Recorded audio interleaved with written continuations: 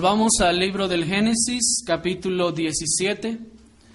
El libro del Génesis, capítulo 17.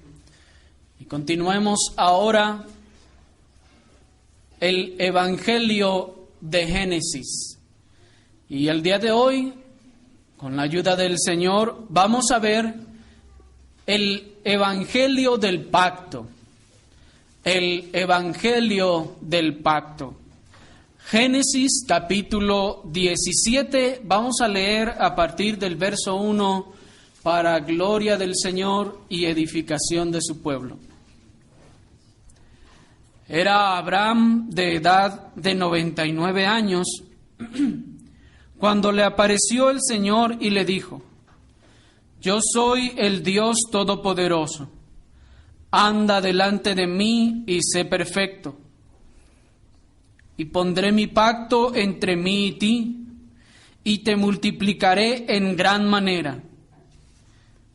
Entonces Abraham se postró sobre su rostro, y Dios habló con él diciendo: He aquí mi pacto es contigo, y serás padre de muchedumbre de gentes, y no se llamará más tu nombre Abraham, sino que será tu nombre Abraham, porque te he puesto por padre de muchedumbre de gentes. Y te multiplicaré en gran manera, y haré naciones de ti, y reyes saldrán de ti. Y estableceré mi pacto entre mí y ti, y tu descendencia después de ti en sus generaciones, por pacto perpetuo para ser tu Dios, y el de tu descendencia después de ti.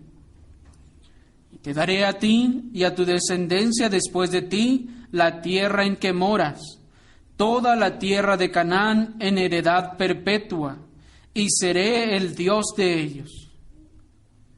Dijo de nuevo Dios a Abraham: En cuanto a ti, guardarás mi pacto, tú y tu descendencia después de ti por sus generaciones. Este es mi pacto, que guardaréis entre mí y vosotros, y tu descendencia después de ti. Será circuncidado todo varón entre vosotros. Circuncidaréis pues la carne de vuestro prepucio, y será por señal del pacto entre mí y vosotros. Y de edad de 8 días será circuncidado todo varón entre vosotros por vuestras generaciones, el nacido en casa y el comprado por dinero a cualquier extranjero que no fuere de tu linaje.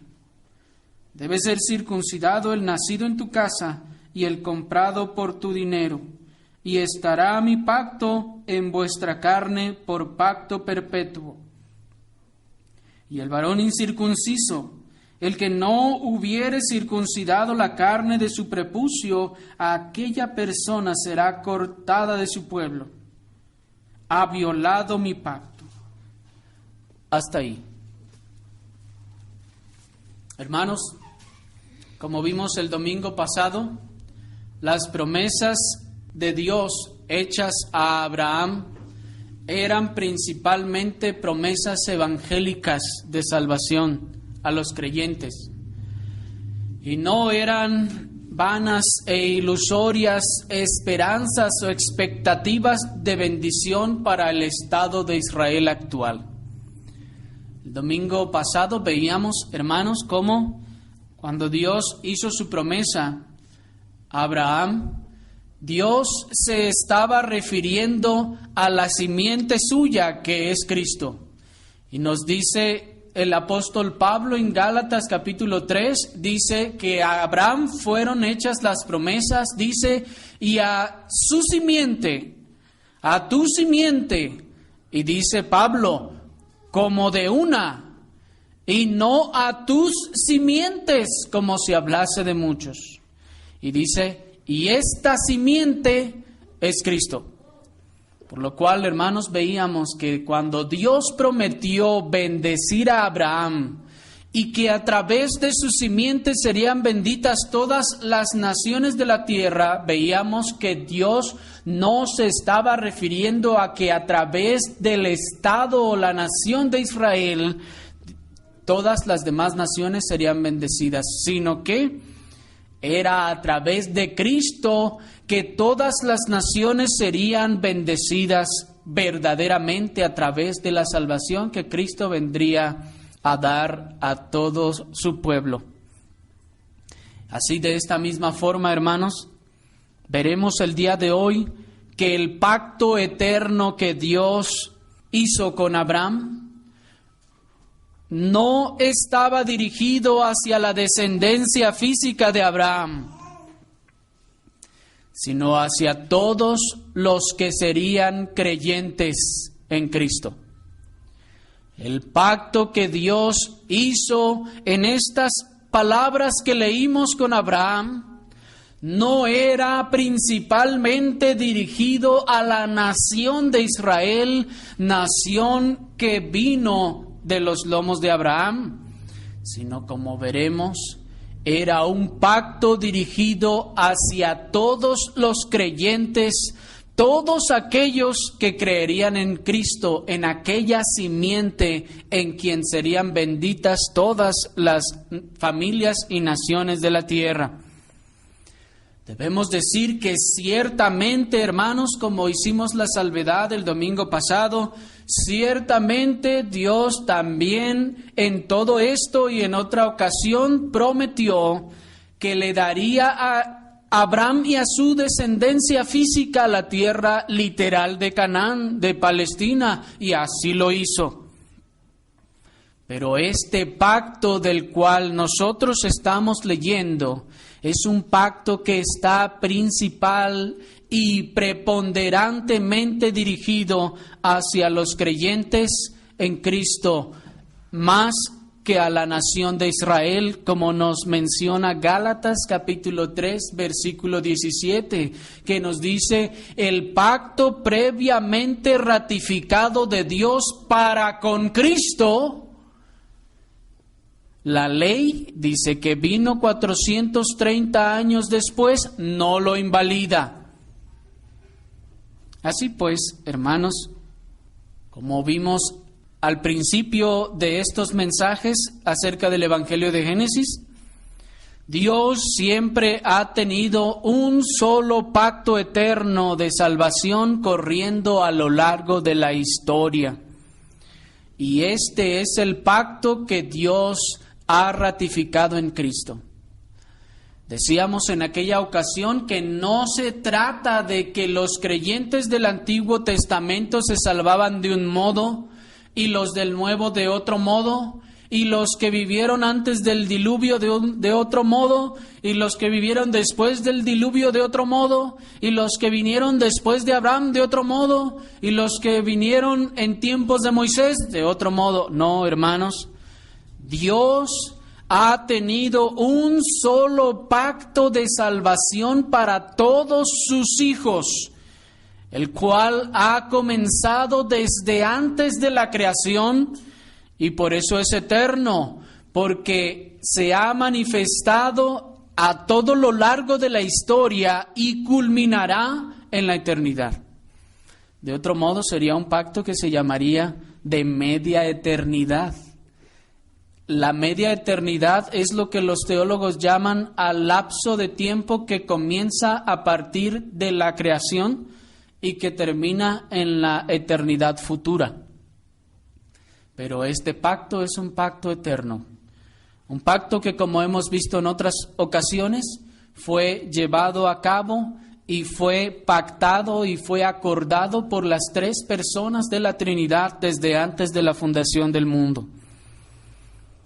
Este solo pacto de salvación es del cual Dios estaba hablando a Abraham en esta ocasión. Dios, en esta porción que leímos, hermanos, estaba inaugurando el pacto que aproximadamente 14 años antes había hecho con Abraham. Eso lo pueden leer ustedes en Génesis capítulo 15. Cuando Dios habla a Abraham, y ahí es donde el famoso verso dice que su simiente sería como las estrellas del cielo y como la arena que está a la orilla de la mar. Y ustedes recordarán que dice la Escritura que Dios manda a Abraham que corte algunos animales por la mitad, y está allí Abraham esperando a Dios hasta que se hace la tarde y vienen algunas bestias, algunas aves, y entonces Abraham empieza a ahuyentarlas, y al caer la tarde dice la Escritura que viene el Señor y pasa por entre los animales que fueron cortados y hace pacto con Abraham. Pero en esta ocasión, en el capítulo 17, nosotros encontramos la inauguración de aquel pacto que había ocurrido aproximadamente 14 años atrás. Y aunque muchas congregaciones no lo entiendan, Abraham sí comprendió que se trataba de la anunciación del pacto de redención de Dios en Cristo. Porque fíjense cómo dice el versículo 3, en Génesis 17:3, yo espero que no lo hayan perdido, dice: entonces Abraham se postró sobre su rostro. Bueno, ¿y qué quiere decir esto? Dense cuenta que dice el verso 2, y pondré mi pacto entre mí y ti, y te multiplicaré en gran manera. Y dice, entonces Abraham se postró sobre su rostro. Abraham, hermanos, estaba entendiendo que el pacto del cual Dios estaba hablando era un pacto de redención en su simiente, en aquel que vendría de su linaje a salvar a su pueblo. Abraham comprendió que la muchedumbre de gentes que menciona el versículo 4 al versículo 7 eran aquellos que por la fe en aquel que vendría de su propio linaje poseerían la tierra que lo tenía todo, una tierra en los cielos. Miren, leamos el verso 4 al 7, dice: he aquí, mi pacto es contigo, y serás padre de muchedumbre. ¿Se fijan? Y dice el 5: y no se llamará más tu nombre Abraham, sino que será tu nombre Abraham, porque te he puesto por padre de muchedumbre de gentes. Te multiplicaré en gran manera y haré naciones de ti, y reyes saldrán de ti. Y estableceré mi pacto entre ti y tu descendencia después de ti en sus generaciones por pacto perpetuo para ser tu Dios y el de tu descendencia después de ti. Hermanos, aquí hay dos cosas interesantes. Noten que Abraham es llamado enseguida el padre de muchedumbres. Y este título, hermanos, sería un título banal si se refiriera solamente a las muchedumbres físicas o las muchedumbres que vendrían de su descendencia física. Él es llamado padre de muchedumbres debido a toda la muchedumbre que vendría a creer en Cristo. Y noten también, hermanos, que dice el versículo 7, y estableceré mi pacto entre mí y ti y tu descendencia después de ti en sus generaciones por pacto perpetuo. ¿Se dan cuenta? Para ser tu Dios y el Dios de tu descendencia después de ti. Dios está diciendo, hermanos, que aquellos que serían la descendencia de Abraham serían hijos de Dios. Es decir, que para aquellos que serían descendientes de Abraham, Dios sería su Dios, así como el de Abraham. Y si nos preguntamos, hermanos, si esta promesa se refiriera llanamente solamente a la nación física de Israel, esto significa que Dios es ahora Dios verdadero de cada uno de los descendientes físicos de Abraham. Claro que no lo es. La historia y la realidad nos demuestran que muchos de ellos han sido y son hombres perversos que han terminado y terminarán en la condenación eterna. ¿Y cómo Dios puede ser Dios de alguien que terminará en la condenación eterna? Y así, hermanos, el verso 8 nos habla del lugar que les dará. Dice, ¿están ahí? Y les daré a ti y a tu descendencia después de ti la tierra en que moras, toda la tierra de Canaán en heredad perpetua, y seré el Dios de ellos. ¿Se fijan?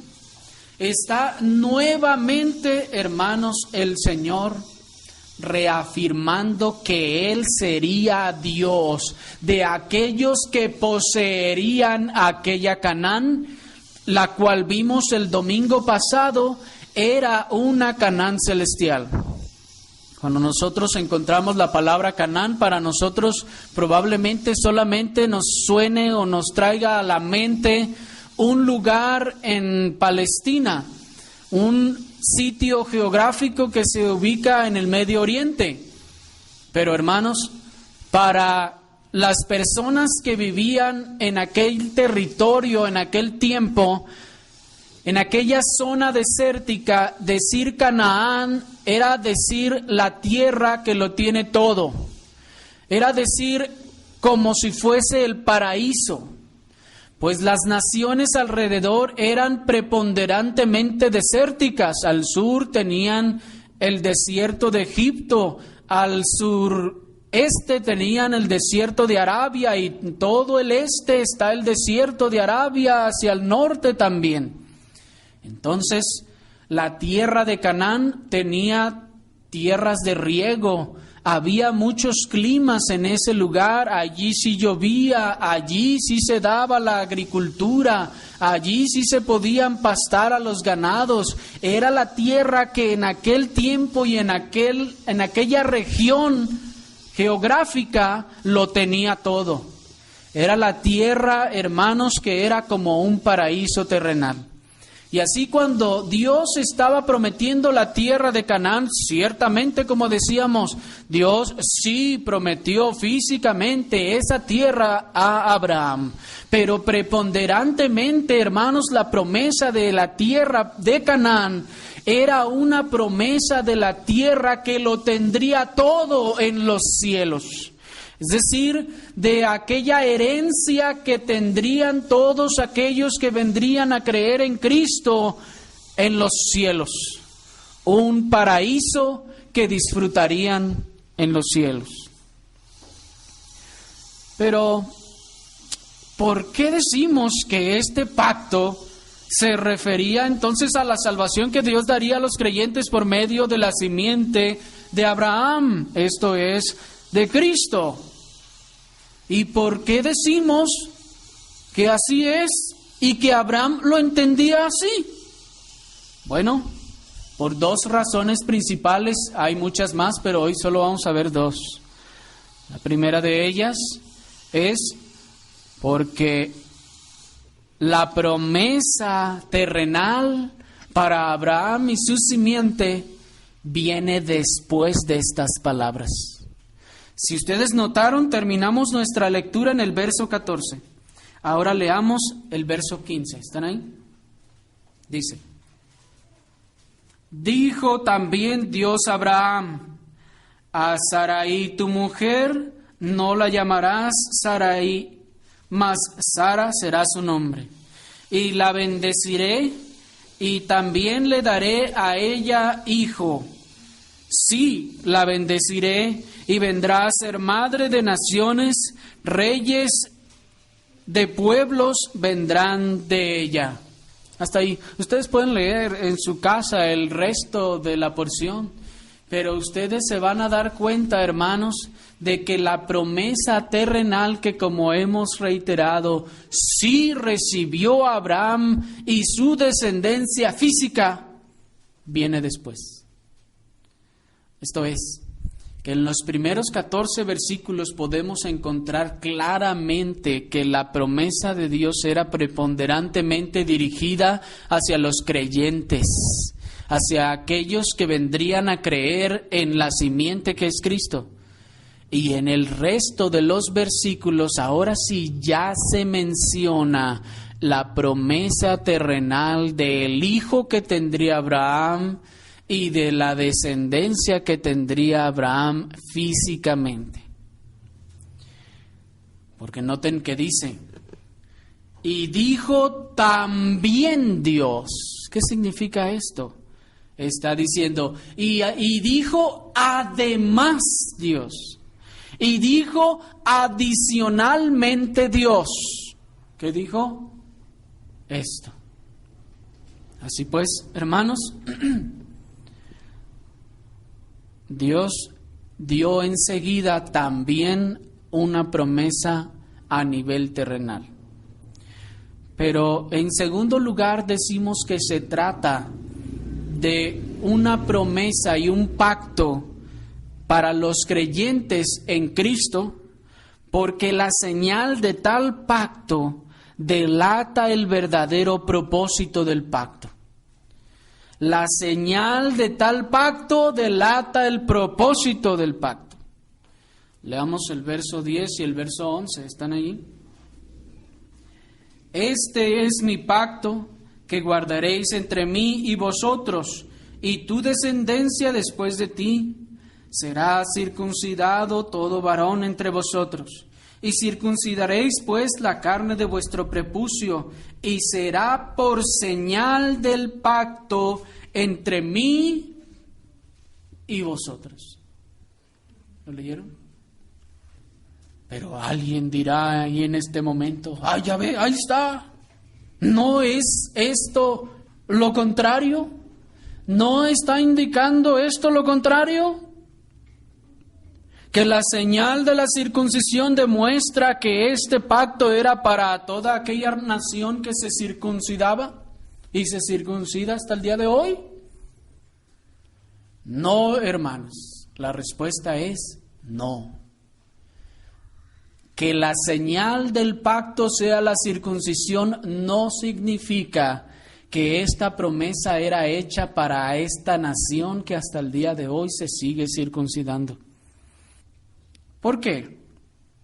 Bueno, porque aunque Dios ciertamente mandó a Abraham llevar a cabo una circuncisión física, esta en realidad era por señal y parábola de la verdadera obra que Dios habría de hacer en aquella simiente de Abraham, esto es, en Cristo. En otras palabras, hermanos, noten que dice que esto era por señal del pacto.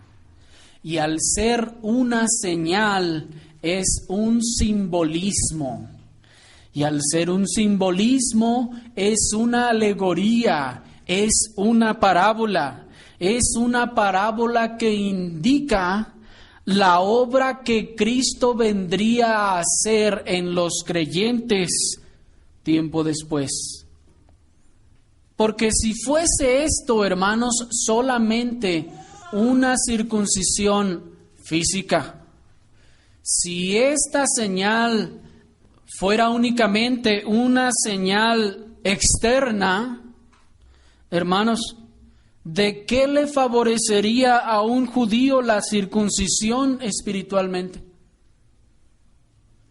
Estar circuncidado físicamente, ¿en qué le beneficiaría a su vida espiritual? En nada, hermanos. Alguien podrá decir, bueno, pero era un requisito para entrar en el pacto.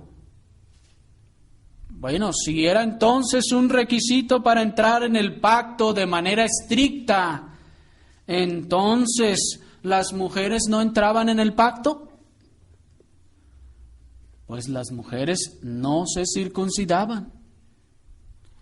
Entonces, ¿estas mujeres quedaban fuera del pacto? ¿No nos está dando esto, hermanos, una señal y una luz de que era un símbolo? ¿De que era una sombra de algo que vendría a suceder después? Ahora, si esta circuncisión les valiera o les produjera una bendición espiritual garantizada, entonces, hermanos, ¿acaso no abundan los casos de israelitas y judíos que dentro del pacto, es decir, circuncidados, y decimos dentro del pacto entre comillas, no abundan los judíos que dentro del pacto entre comillas eran perversos, cuyo Dios no era Dios, que circuncidados servían a los ídolos, que circuncidados hacían pecados tremendos y maldad, que no querían nada con Dios, que querían volverse a Egipto? Hermanos, podemos citar muchísimos casos, pero no tenemos tiempo.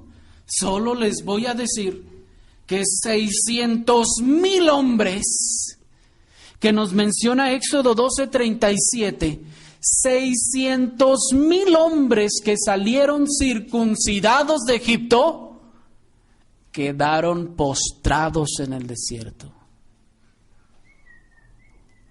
¿Se dan cuenta? 600,000 hombres que salieron circuncidados de Egipto terminaron postrados en el desierto, y a muchos de ellos se los tragó literalmente la tierra. ¿De qué valió la circuncisión? ¿Su circuncisión que tenían? A muchos otros de ellos fueron mordidos por serpientes y hubo gran mortandad. A otros de ellos vino una mortandad, de tal manera que dice el libro de los Números que cayeron 24,000. Hasta que llegó Finés y atravesó con su lanza a aquel perverso, que era de la nación de Israel, circuncidado, y era un perverso. Así pues, hermanos, ¿era la circuncisión física una garantía de estar dentro del pacto y bajo el favor de Dios? No, de ninguna manera. Y si esta circuncisión física no era una garantía de salvación y del favor de Dios, entonces, ¿qué era? Hemos venido diciendo y vamos a demostrar todavía un poco más. Era una señal, solamente, una sombra, solamente de la obra que Cristo vendría a hacer. Y ahora nos preguntamos, entonces, después de todas estas evidencias en la Escritura, ¿contribuía en algo la circuncisión para la salvación? Pues a aquellos hombres que se los tragó la tierra no les contribuyó en nada, hermanos. Ni a aquellos 24,000 que terminaron muertos por mezclarse con los pueblos paganos, ni a aquellos que fueron mordidos por las serpientes ardientes. Entonces, ¿por qué Dios mandó a Abraham circuncidarse a él y a toda su familia y a toda su descendencia? Bueno, como hemos dicho, lo mandó a hacer por señal y por parábola de la obra que su simiente, con la cual se estaba haciendo el pacto, vendría a hacer en su obra de salvación, esto es, en la obra que Cristo vendría a hacer en todos los creyentes. Con esta señal de la circuncisión, hermanos, Dios buscaba que el pueblo entendiera que había nacido con un corazón y que había nacido con una corrupción en su ser más íntimo y que necesitaba que fuera echada. ¿Sí me escucharon? Lo voy a repetir por los que no lo escucharon. Con esta señal Dios buscaba que el pueblo entendiera que había nacido con una corrupción en su ser más íntimo y que necesitaba que fuera quitada de sí. Oh, ¿cómo decimos esto? Bueno, porque eso es lo que dice la Escritura. Deuteronomio capítulo 10, acompáñenme rápidamente. Deuteronomio capítulo 10 y leamos el versículo 16. El libro del Deuteronomio capítulo 10 dice en el versículo 16: circuncidad pues el prepucio de vuestro corazón y no endurezcáis más vuestra cerviz. Hermanos, con esta señal y sombra que Dios había establecido, Dios buscaba que de tanto y tanto el pueblo se preguntara, bueno, entonces, ¿qué significa esto?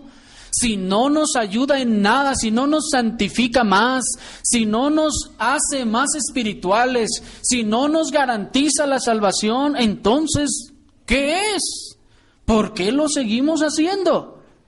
Dios, hermanos, buscaba que ellos se dieran cuenta que de manera natural habían nacido con una corrupción en su ser más íntimo y que ésta necesitaba ser retirada.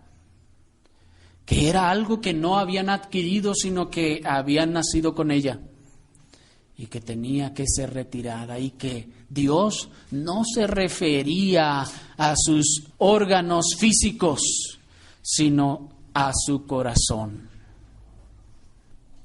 Dios les llevaría a entender que esto era una señal de algo que debería ocurrir en su corazón.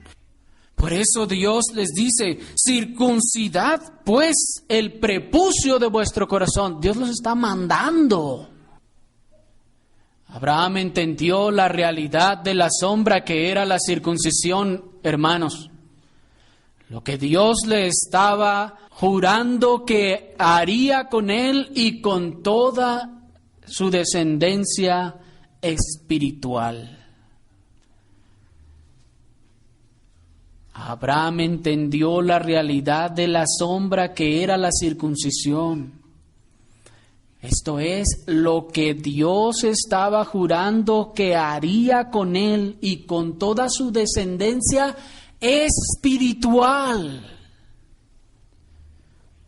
Dios con esta señal estaba anunciando la obra que haría con la descendencia que Dios había prometido en pacto con Abraham. ¿Dónde dice eso? Allí en Deuteronomio, fíjense, hasta en el Antiguo Testamento también dice. Deuteronomio capítulo 30. Acompáñenme a Deuteronomio capítulo 30 y vamos a leer, hermanos, el versículo 6. Dice el verso: y circuncidará el Señor tu Dios tu corazón y el corazón de tu descendencia, para que ames al Señor tu Dios con todo tu corazón y con toda tu alma, a fin de que vivas. ¿Se dan cuenta que la circuncisión física no traía nada? Solo era una señal de la obra que Dios iba a hacer. Dios estaba anunciando y estaba diciendo, yo en un futuro voy a circuncidar tu corazón. ¿Para qué? Para que ames al Señor tu Dios, porque aquellos 600,000 que quedaron postrados en el desierto con todo y circuncisión física no amaban al Señor su Dios. aquellos que fueron tragados por la tierra en la rebelión de Coré, con su circuncisión no amaban al Señor. Aquellos que fueron muertos en la mortandad en tiempo de Finés, y aquellos que fueron mordidos por las serpientes ardientes, no amaban al Señor su Dios. ¿Hace la circuncisión externa amar al Señor con toda el alma, como dice el verso? No, hermanos, no hace nada. Y así, hoy en día, en la gran mayoría de congregaciones protestantes, se circuncida ritualmente de manera externa a sus seguidores sin haber una verdadera transformación. ¿Qué queremos decir con esto? Queremos decir, hermanos, que así como el rito de la circuncisión para los judíos era un ritual externo en el cual ellos llegaron a confiar a tal grado de pensar que todo aquel que estuviera circuncidado ya era parte del pacto y por tanto ya era salvo. Muchas congregaciones hoy en día establecen sus circuncisiones a través de bautismos o a través de ciertas obediencias o a través de faldas hasta los tobillos o a través de esto o de lo otro, de ciertas conductas o de esto o de no pintarse el cabello o de dejarse crecer el cabello y no cortárselo o de hacer aquí, hacer allá, obras externas, cuando el corazón no ha sido circuncidado. Y así como para los judíos la circuncisión externa no les valdrá de nada para la salvación, así todos aquellos que de manera externa tratan de obedecer a la ley, pero que su corazón no ama con toda el alma al Señor, no les valdrá de nada sus acciones externas. No servirán de nada para su salvación. La circuncisión era, pues, hermanos, una señal temporal que Dios dio por señal y parábola de lo que Cristo haría en el corazón de los creyentes. Veamos la circuncisión física en contraposición a la circuncisión del corazón, como nos expone el apóstol Pablo en Romanos capítulo 2, verso 25 al 29. Acompáñenme por favor a Romanos capítulo 2, verso 25 al 29.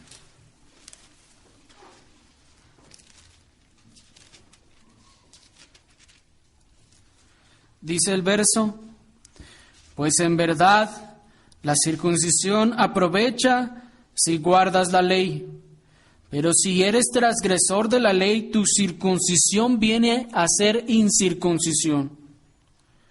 Sí, pues el incircunciso guardase las ordenanzas de la ley, ¿no será tenida su incircuncisión como circuncisión? Y el que físicamente es incircunciso, pero guarda perfectamente la ley, te condena a ti, que con la letra de la ley y con la circuncisión eres transgresor de la ley. Pues no es judío el que lo es exteriormente, ni es la circuncisión la que se hace exteriormente en la carne, sino que es judío el que lo es en el interior. Y la circuncisión es la del corazón, en espíritu, no en letra, la alabanza de lo cual no viene de los hombres, sino de Dios.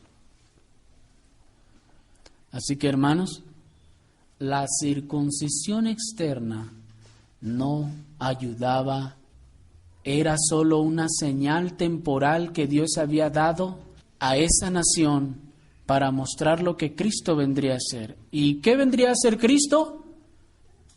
Así, hermanos, en lo que resta de este mensaje, si el Señor nos ayuda, vamos a ver la parábola de la circuncisión. Colosenses capítulo 2, versículo 11.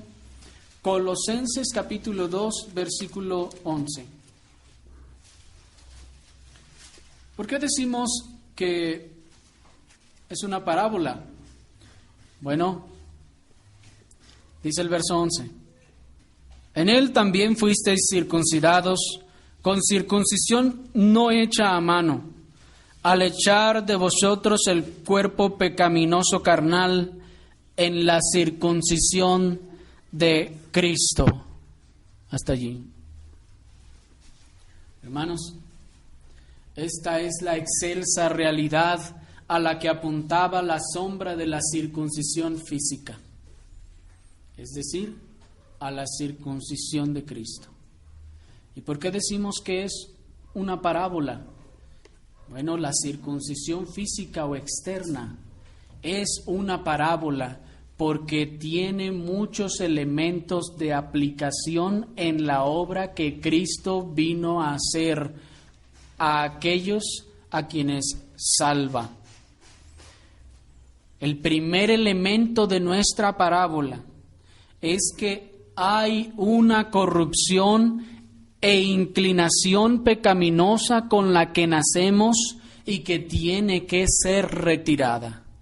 Así como en la circuncisión física se nace con el prepucio y en la circuncisión física era necesario retirar el prepucio. Esto era una sombra que apuntaba a la realidad de que todo ser nacemos con una corrupción, una inclinación al pecado, y que esta inclinación tiene que ser quitada de nosotros a fin de que podamos formar parte del pueblo del pacto.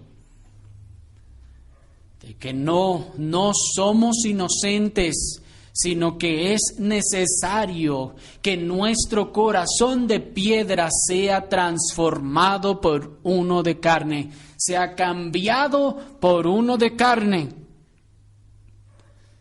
En segundo lugar, el segundo elemento de nuestra parábola de la circuncisión física es que no podemos retirarla nosotros mismos, sino que alguien más la tiene que retirar.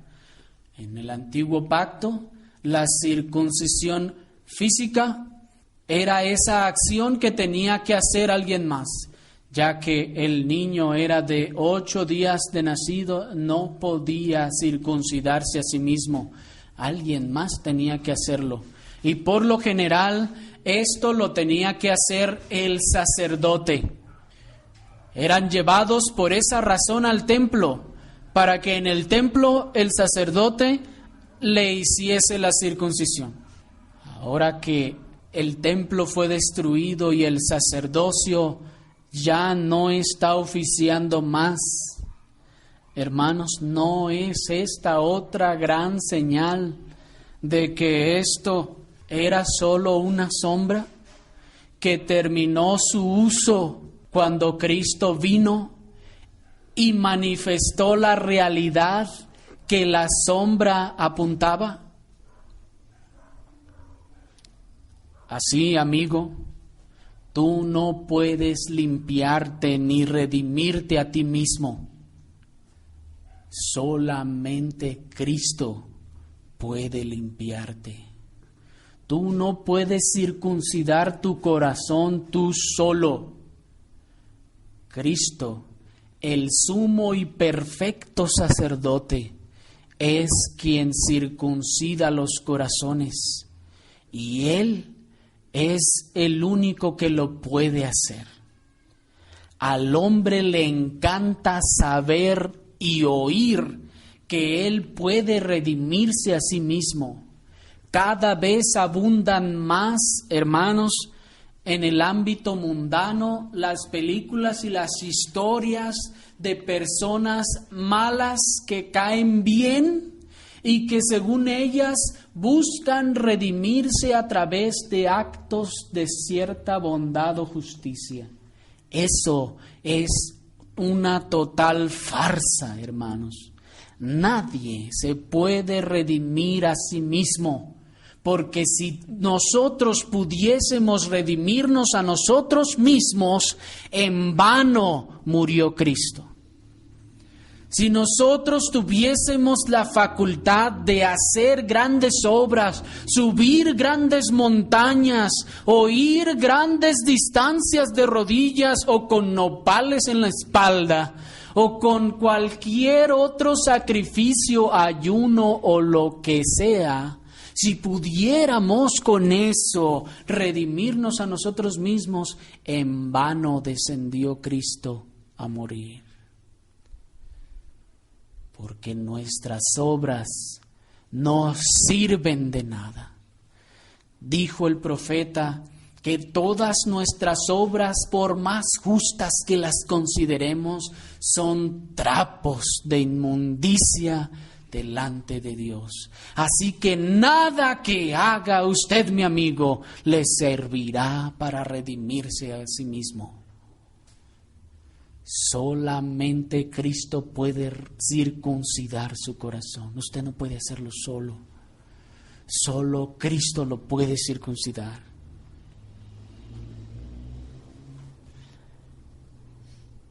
El tercer elemento de nuestra parábola es que en la circuncisión que hace Cristo es retirada la naturaleza pecaminosa, carnal e inclinada hacia la maldad con la que venimos de fábrica.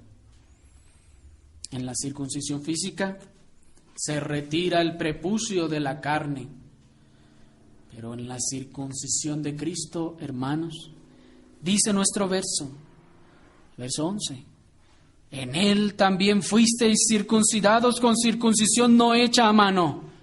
¿Y cómo fue hecha esta circuncisión? ¿Qué fue hecho en esta circuncisión? Al echar de vosotros el cuerpo pecaminoso carnal. Así como en aquella sombra el prepucio era echado del cuerpo del varón, así en la realidad que es Cristo,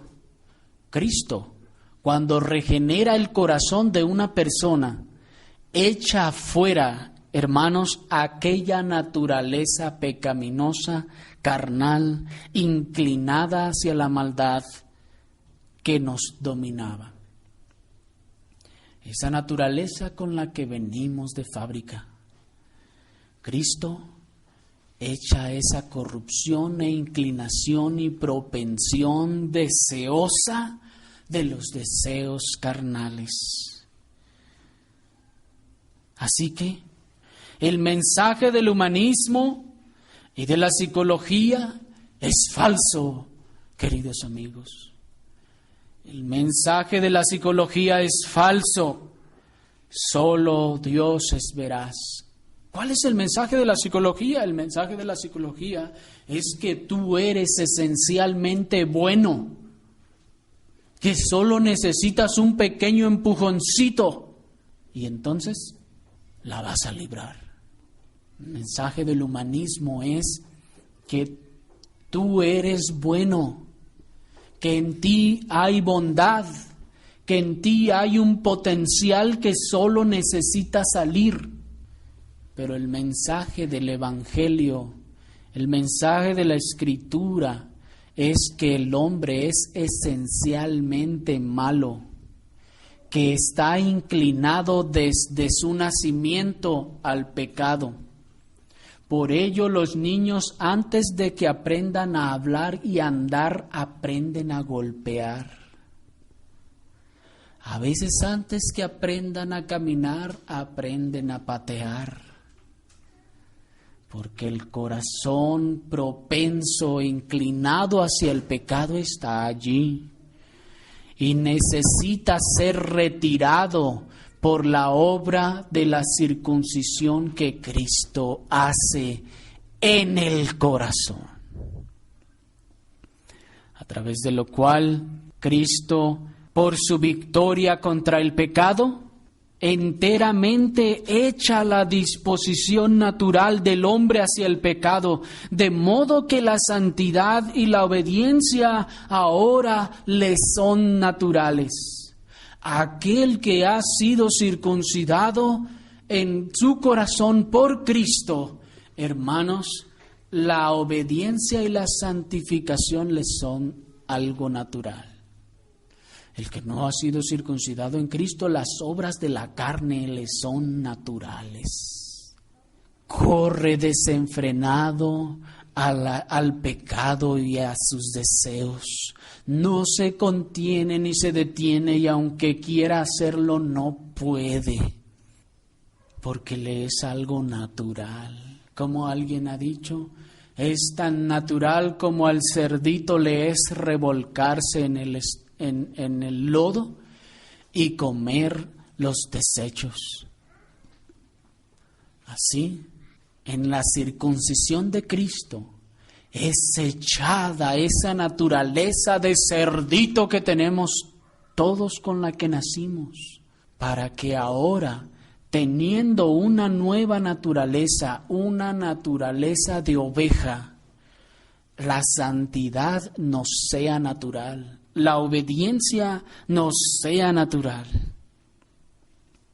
Las obras de la carne, pues, ya no son naturales al cristiano, sino que las obras del Espíritu son las que les son naturales.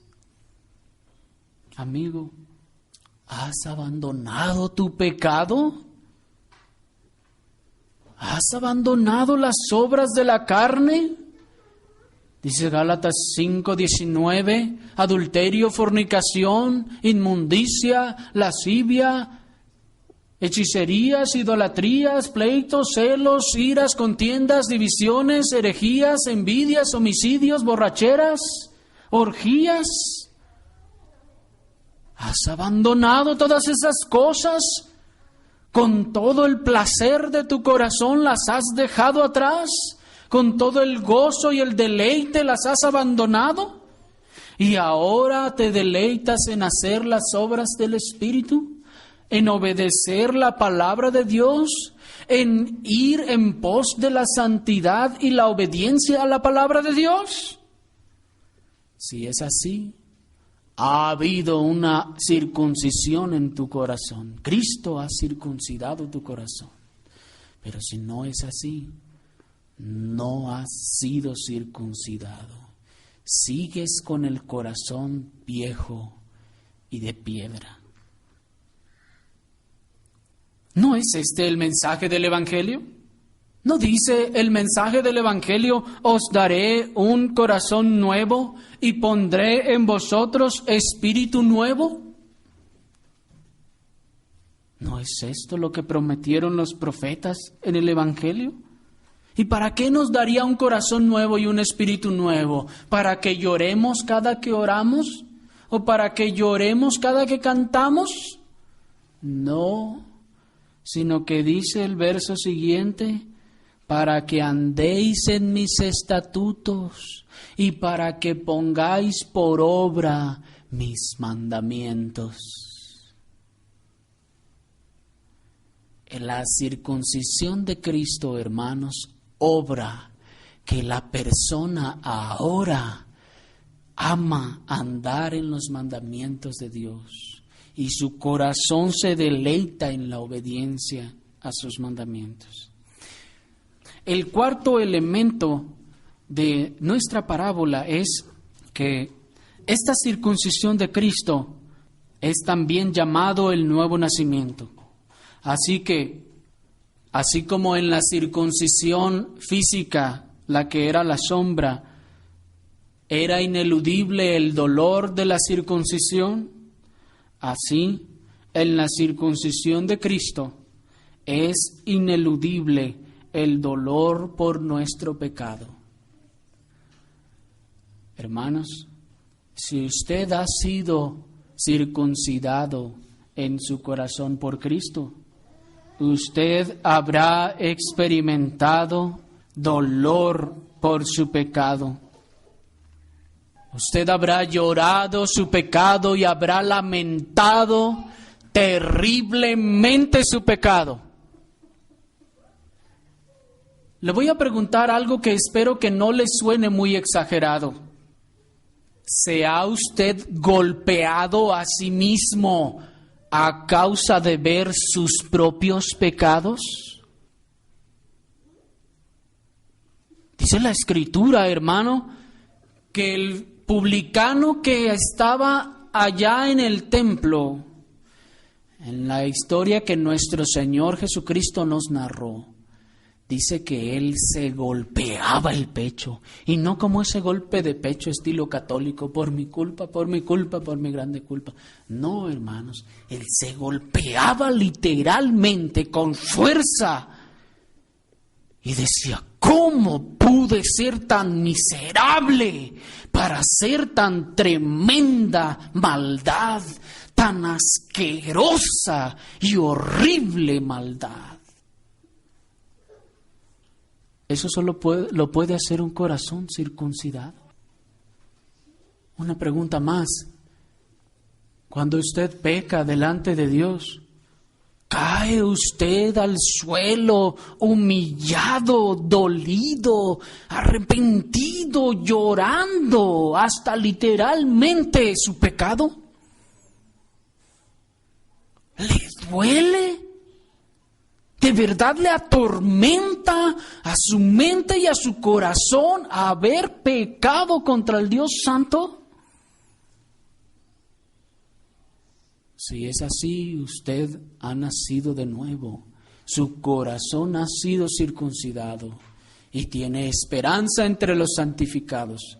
Pero si no es así, usted todavía no ha sido salvo. El quinto elemento de nuestra parábola es que así como la circuncisión física deja la parte más íntima descubierta y sensible, así la circuncisión hecha por Cristo en el corazón produce un corazón sensible a su propio pecado y a la voz de Dios para la obediencia a sus mandamientos. Hermanos, en la circuncisión física queda la parte más íntima descubierta y sensible. Se siente mucho más cualquier cosa, cualquier movimiento, cualquier toque. Y así, en la circuncisión de Cristo, el corazón se vuelve sensible a su propio pecado. Noten que digo a su propio pecado, porque por lo general somos muy sensibles al pecado de los demás, pero no al nuestro. Pero la circuncisión que Cristo hace, hermanos, nos hace sensibles a nuestro propio pecado. Yo, a partir de allí, dejo de señalar el pecado de los demás para darme cuenta de los míos.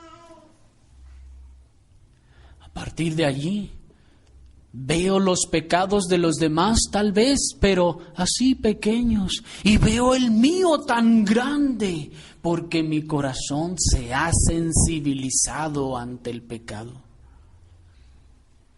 Pero cuando, hermanos, se nos ha tenido que confrontar contra el pecado porque lo seguimos haciendo y porque no nos damos cuenta y porque nos da igual, es porque nuestro corazón no es sensible al pecado.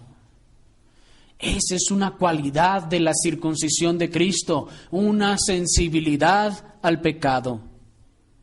Ahora, hermanos, ya no se me hace una exageración lo que dicen. Es que dicen que ya no veamos esos programas. Eso es legalismo. No, hermanos, cuando el corazón ha sido circuncidado, el corazón comienza a ser alertado de sus propios pecados y de cómo se expone a ellos. Se da cuenta, es sensible, lo siente. Cosa que no hacía antes. Y esta sensibilidad no solo es hacia nuestro propio pecado, sino es una sensibilidad mayor a la voz de Dios. Y cuando decimos sensibilidad a la voz de Dios, no nos referimos a ese concepto pentecostalón en donde se piensa que ser sensible a la voz de Dios es esperar a que Dios me hable por el profeta. Que a la hora de la oración yo oigo la voz de Dios y soy sensible a lo que me quiere decir. No, hermanos, esta sensibilidad es a la palabra expuesta. Dios me está hablando, me está confrontando con mi pecado. Debo obedecerle. ¿Me explico? Amigo, ¿eres tú sensible a tu propio pecado? ¿Lo sientes cuando lo cometes? ¿Te das cuenta de eso? ¿Sientes la vergüenza, el dolor, el pesar y el arrepentimiento al cometerlo? ¿O es igual como cuando lo hacías antes? ¿O es acaso que todos ven tu pecado menos tú? Eso es bien común, hermanos. Todo mundo ve lo malcriado que es. Todo mundo ve lo pecador que es. Es evidente para todos el pecado que está viviendo. Menos él o ella no se dan cuenta del pecado que están cometiendo y con el que están ofendiendo a Dios. Y a veces cuando son confrontados hasta se molestan. Amigo, minimizas o justificas tus pecados cuando eres expuesto a la palabra y ésta te revela tu pecado. ¿Eres entonces sensible a la voz de Dios? ¿Te apartas del pecado cuando la voz de Dios te confronta? Dijo el Señor Jesucristo, mis ovejas oyen mi voz. Y por último, hermanos, el sexto y último elemento de esta parábola es que, como nos decía Génesis capítulo 17, versículo 13 y 14, era necesario estar circuncidado para entrar en el pacto. Y que al contrario, dice el verso 14, que cualquiera que no estaba circuncidado, entonces era cortado del pueblo. Y así, en la circuncisión de Cristo es igual, hermanos. Todo aquel que no haya sido circuncidado en su corazón, hombre o mujer, por la obra de Cristo, no será parte del pueblo redimido de Cristo. Ninguno podrá ser parte del pueblo redimido que llegue hasta las moradas eternas. Mi última pregunta,